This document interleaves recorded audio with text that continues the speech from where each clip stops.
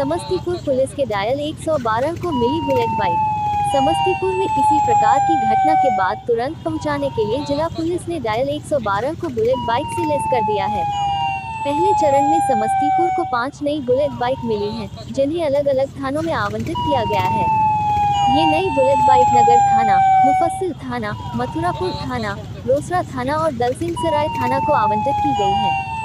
साथ ही जिले के विभिन्न स्थानों में 26 बोलेरो गाड़ियां भी डायल 112 के लिए 24 घंटे कार्य कर रही हैं।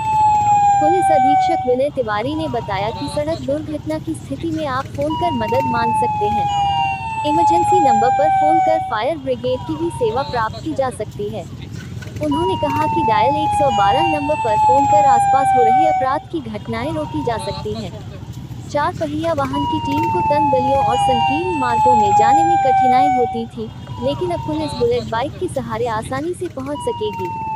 बुलेट पर इमरजेंसी सेवा 24 घंटे उपलब्ध रहेगी।